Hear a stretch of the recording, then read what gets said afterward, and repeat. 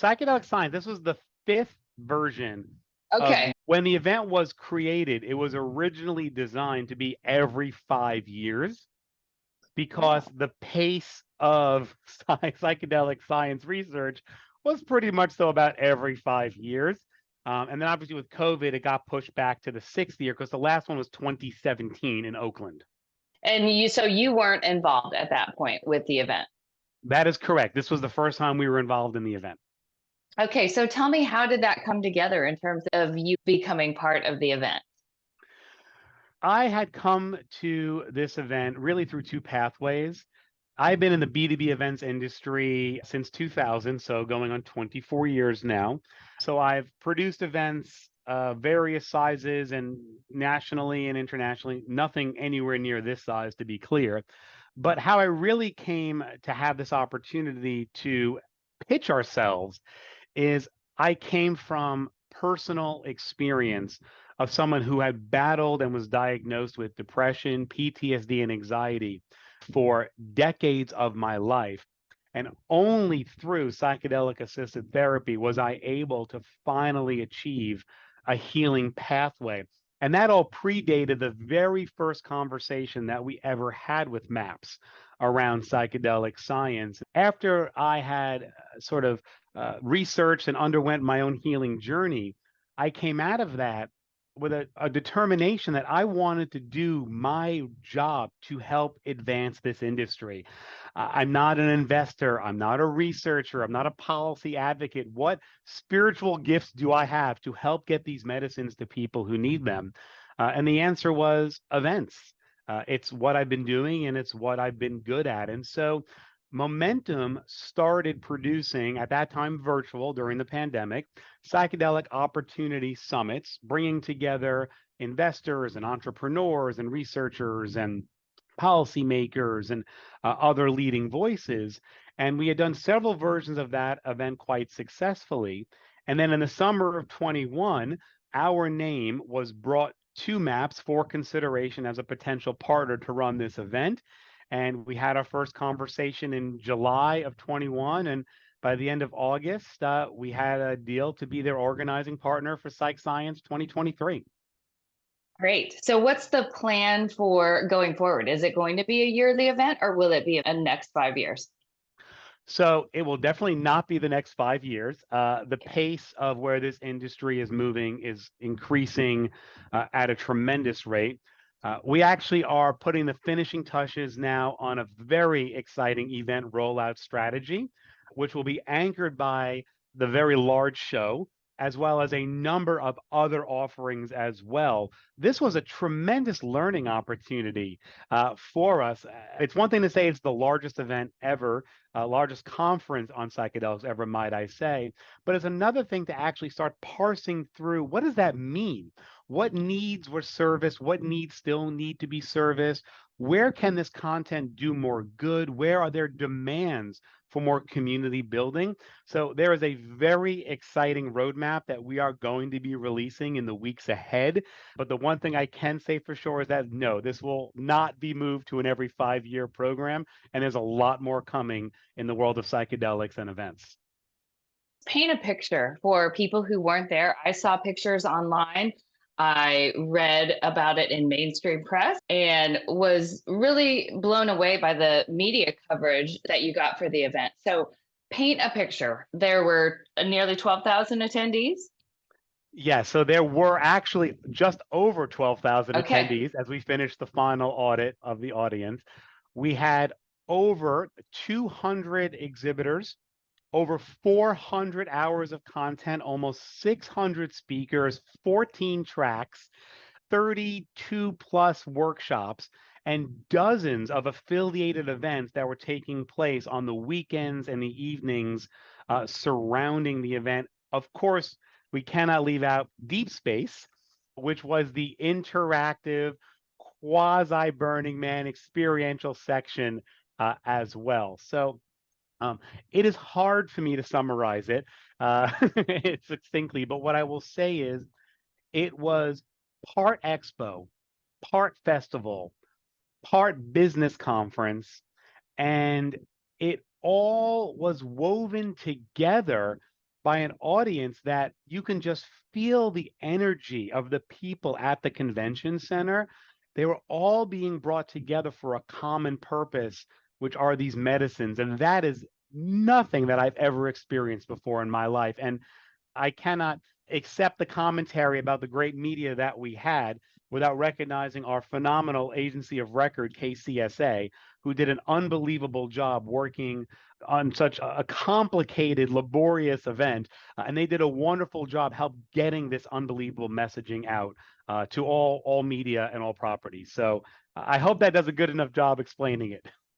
That does. I like how you explained it, the different parts of the event that kind of brought it all together. For people who are interested and maybe listening to this, there's event organizers. So they're interested in your trade show. You said you had about 200 exhibitors. So what did the trade show floor look like? Were they traditional booths? What kind of companies were there?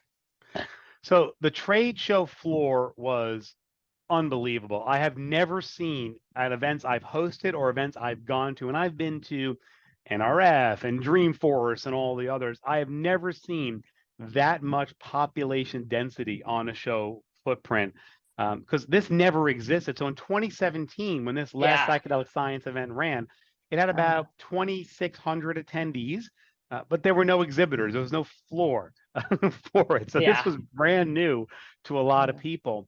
The actual show floor was about as diverse as the audience. So you had everything from clinical companies, CROs, contract research organizations. You had wellness retreats. You had practitioner training services.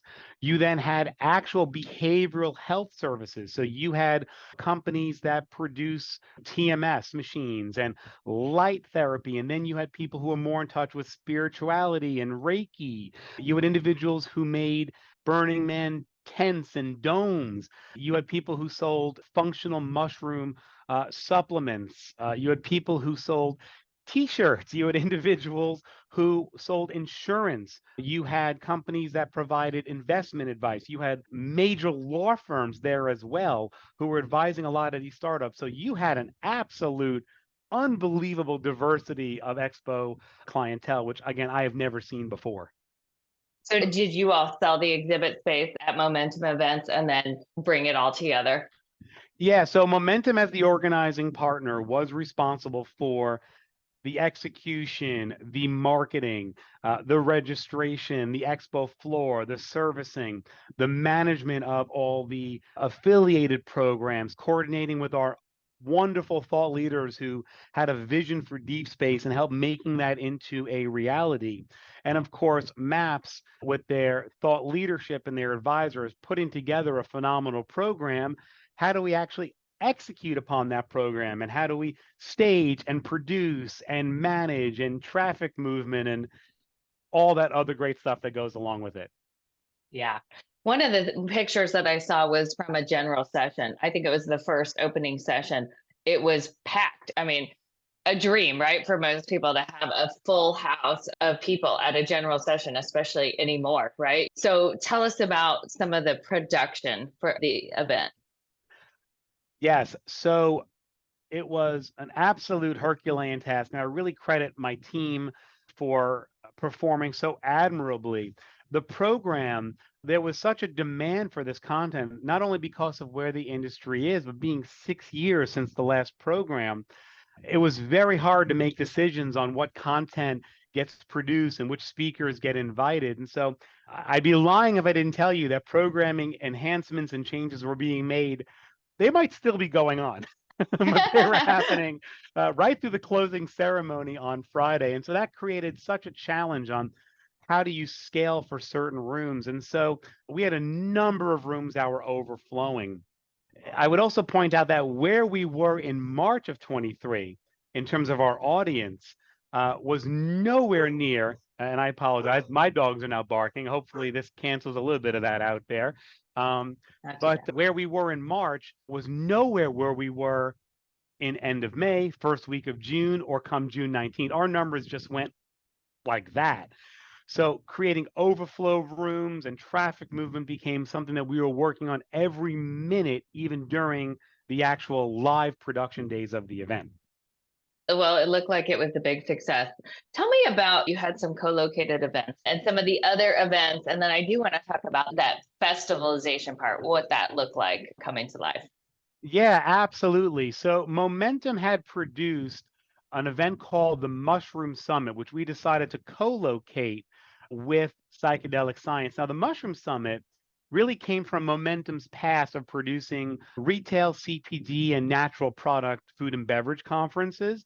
We have been eyeing this market for a few years right now, and we really saw an opportunity to bring together a B2B forum for those in the functional mushroom industry, whether they were farmers, manufacturers, distributors, retailers, and really give this industry an opportunity to come together because they're in a very nascent stage right now. Someone had that the mushroom industry right now is a lot like the botanicals market about 20 years ago, when we remember like echinacea started coming online and everybody had an elderflower or an elderberry or something out there. So we brought them together and we co-located that event during the workshop days of psychedelic science. And we were expecting 75, 100 people. I mean, it's a launch B2B conference. How big is it going to be?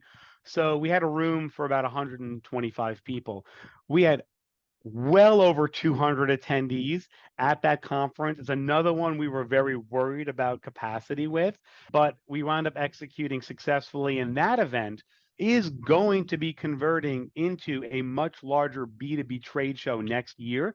More information on that to come, but we have so much demand for more content, more community building opportunities for that industry that we're excited to share those plans as well. So that was the Momentum co-located program. You mentioned the other elements of the festivalization. Yeah. So we had dozens of programs that were taking place the weekend before, the weekend after, and at night. These were concerts, meetups, these were yoga sessions, these were dances, these were parties, these were mixers, these were various meetups. One of them was called Conscious Networking over cacao and breakfast. There was also psychedelic 12 step. We want to certainly be aware of those individuals that are working on moving beyond their addictions. We had a number of indigenous focused events and community rooms, and we wanted to give as much space on this program to community partners and to community programming. I can tell you there was pretty much something for everyone. We had a 5K run by our veterans community partners as well. So, and then of course we had two major banquet dinners. On the Wednesday evening, we had a banquet honoring Roland Griffiths. If anyone does not know who Roland is, he is one of the pioneers, the founder of the Johns Hopkins Center for Consciousness and Psychedelic Science. I might be messing up those words, but a true pioneer in this industry who is unfortunately dying from terminal cancer right now. And ironically, because when he rehashed psychedelic research in the late 90s, he started that research around terminally ill cancer patients and psychedelics and alleviating their anxiety. It brought everyone to tears to honor Roland, and we had over 2,000 people at that banquet on Wednesday Wow. night. That's incredible. And multiple people tributed him and honored him. And then on Thursday, we had a Healing Our Hearts dinner for the veterans and first responders community. So real leading voices, John Lebecki, among many others, who were there with an audience. And we were able to also generate over 500 scholarships, complimentary scholarships, discounted passes for veterans as well to attend content for veterans and that dinner. So anyway, I'll stop because I can go on and on about the number of events that were surrounding this conference. That's really interesting. I think for especially for the people who might be listening to this, is that events as they've ramped back up and people to attend an event, creating experiences that they're not going to find anywhere else, that are one of a kind, unique experiences that aren't necessarily not all sitting in a classroom, right? Learning. It is interaction, it is engagement, it is, like you said, a 5K, yoga, different events, something for everybody, which is awesome, but it's also probably not as easy to plan, right? It is the hardest thing in the world we've ever planned. It actually created for us one of the growth opportunities we see for the next version. And now that we know what we're dealing with and really where this market is heading, is we can do a better job as organizers creating an easier technology-facing way for people to really build their own schedules. When we had built the technology and the app infrastructure for this program and the website, this was a 5 or 6 track program and maybe 75 booths, and maybe we'd have this. We had no idea it was going to turn into this. And I think the next time people come to this event, the technology piece of their experience, to be able to give them a better customized experience on where they want to go with all these various pieces, I think that will meet with the expectations of the offerings, if not exceed them. Did you use an app company or did you develop something in-house for that? So we did use an app company. We did use Uh-huh. Map Your Show. I have to say they were a phenomenal partner on this event. I know you are very familiar with them. They were one of our dozens of different technology partners on this event, and we're evaluating a lot of different options going forward. They certainly have greater functionality worth exploring, and there are some other ideas as well, and we'll get to that eventually. But yeah, we did use an app, and we used a lot of different technology partners on this program. Great. You mentioned something that made me think about maybe paint a picture for our audience and in general in terms of the market for psychedelics. What are the projections? Where are we at now? And then how are the projections for the industry? So I would have to be a liar and Google it myself to give you the actual Okay. billions of dollars of growth projected for the industry, but I will leave that to people way smarter than me. Here's the Okay. only growth that I care about, and that is in the US alone, and I'm not even touching on international markets right now. 85% of people in this country are on the outside looking in of the psychedelic movement. What does that mean? That means people are curious, haven't participated, might be uneducated, might have legitimate negative connotations of psychedelics. They might be misinformed, or their real world experiences might inform them that, hey, we've seen some very bad things happen to people we care about. And all of those perspectives are so legitimate. But it is the 85% that I feel it is the purpose of this event, the event portfolio, and the communications coming out, which is we want to present as much fair and researched and quality information for them, not to convert them. We don't want to bring anyone over who doesn't want to come over, but we want to provide people with the knowledge to make their own decisions for themselves, for their loved ones, for the career they want to pursue or the business they want to invest in. And we want to be able to lower that barrier and say, hey, these things have some strong potential. They're not for everyone, but they could be a really integral piece on someone's healing and wellness journey.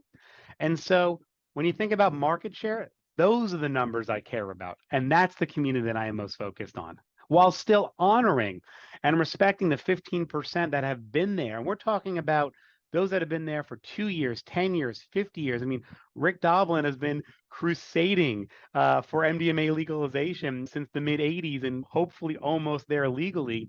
But prior to him, you have other researchers, then you have indigenous communities where it's important we recognize that this is part of their culture, and how do you balance medicines that could heal without exploiting and honoring. So those are all the communities that we're mindful of, but that I think answers the growth component in my opinion.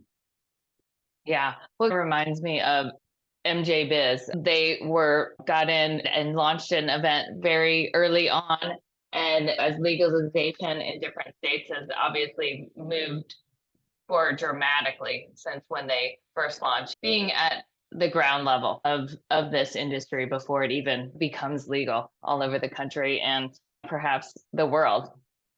Yeah, it's interesting. I mean, it's very natural to want to make the connection between psychedelics and cannabis, and even MAPS in their mission Right. statement has a connection with psychedelics and cannabis.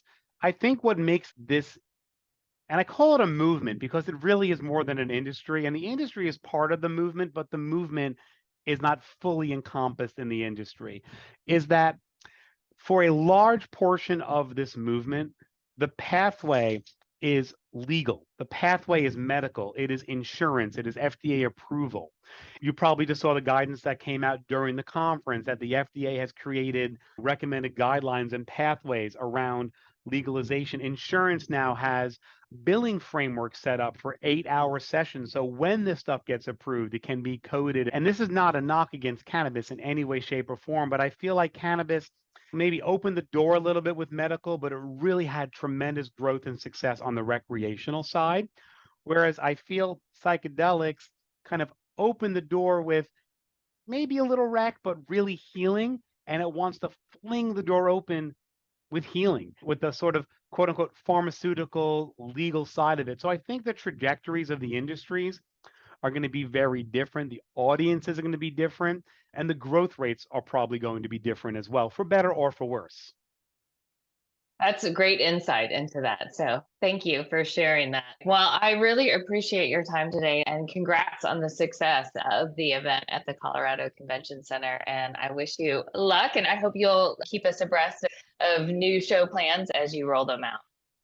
Absolutely. Stay tuned. A lot of exciting stuff coming very soon. And I'm just so grateful that you have given me this platform and you have given, me this opportunity to talk about something that I'm so passionate about. And healing others and giving people the opportunity just speaks to my heart, because I believe that everybody should have the right for mental health balance. And if this is part of the way to get that done, then it's a good day for me. So thank you so much for the opportunity.